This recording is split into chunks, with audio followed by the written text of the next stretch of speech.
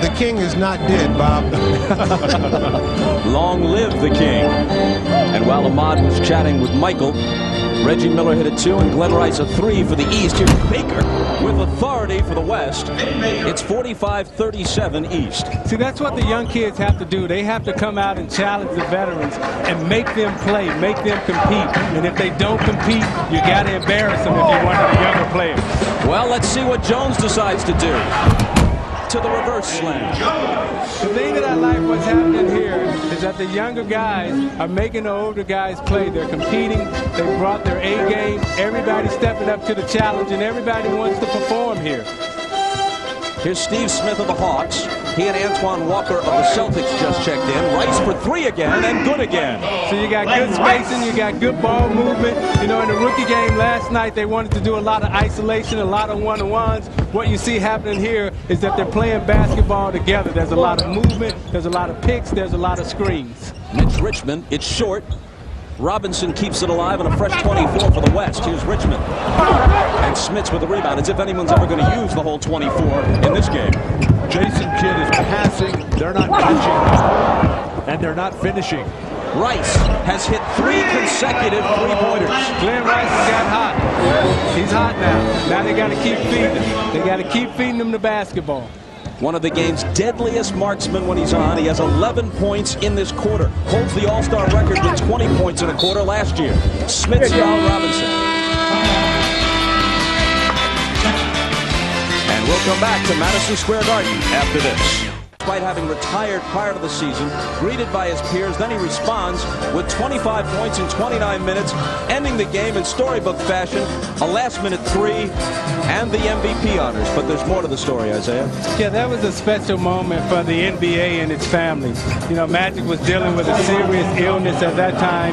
Before the game, we had a players-only meeting, and we all decided that we wanted to go up and hug him and embrace him and show the world that it was okay to let Magic back on the world stage again. And it was a very, very special moment for all of us as players, because Magic had done so much and meant so much to all of us. He hit that last three-pointer over you, but you didn't seem to mind. Well, you have to put the show on, Bob. I was mad. Really, I was upset that he shot it at my face like that. But and you would recognize it. Basketball fans will never forget that this All-Star game is what it is today because of Magic Johnson and Isaiah Thomas, the two guys who created the show and learned how to get everybody involved and put on the spectacle that it is today. Robinson's cross-court pass deflected out of bounds by Reggie Miller. 5.5 to play in the first half. The East by 10.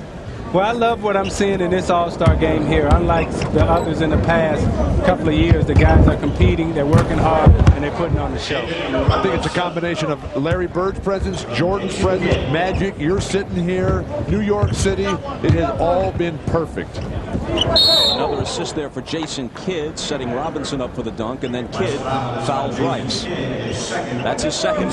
Speaking about Glenn Rice, I was asking him, what has changed over the years, what he's learned now in these multiple All-Star appearances, including last year's MVP performance. He said the thing that surprised him the most, Bob, was that Michael Jordan keeps getting better and better and better. Well, everybody expects him to slow down, but because Jordan works so hard at it, he's that good.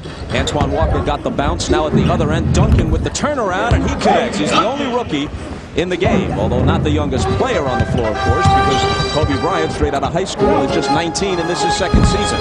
Rice finally misses a 3, and Duncan has the rebound. Van Exel into a crowd, lost it, recovers it, shoots it, misses it. Here comes Antoine Walker behind the back to Reggie Miller. Man, nice play. Antoine's another one of those guys who are from Chicago in the summer league, played with Mark Aguirre, played with all the guys in Chicago, and you'll see what happens here. Antoine comes up, he reads it, sees Reggie Miller out the corner of his eye, behind the back pass. That's the peripheral vision. Even though, Isaiah, that he's from Chicago, he did say that Magic was his guy. He said Magic was bigger, like I was bigger, but Antoine Walker, the oldest of 6 children, grew up in the humble circumstances there. He's bought his mother and his younger family members a nice house out in the suburbs where he puts on free clinics in in the Chicago area in the summertime, and Michael Jordan, surprisingly enough, Larry Bird didn't forget about him over there. He comes back in along with Sean Kemp and Grant Hill. Smits, Miller, and Rice go out. So you see Antoine Walker bringing the ball up court. He's very versatile. He can play inside, outside. He can do it all out on the court. Walker misses the three. And the three is not out of his range.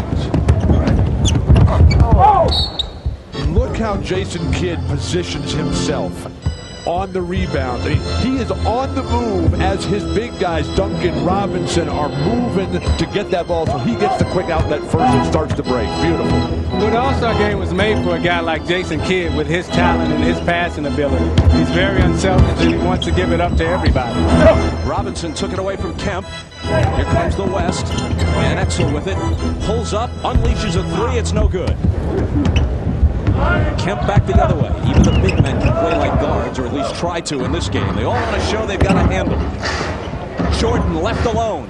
That's usually not a real good idea. But Michael Jordan has the real handle. David Robinson just looked at him and said, "Do you ever miss jumpers?" Tim Duncan. Backing Walker in. Then scoops one up. It's an air ball. His teammate David Robinson tries to follow. And now he's coming to the line. It was a terrific pass, Bob. You saw the defense coming across. He just threw it over the top of the backboard. Yeah. Remember, Duncan grew up in the Virgin Islands dreaming about being a guard. Next Sunday, as the promo interrupts the fascinating discussion, the NBA on NBC returns.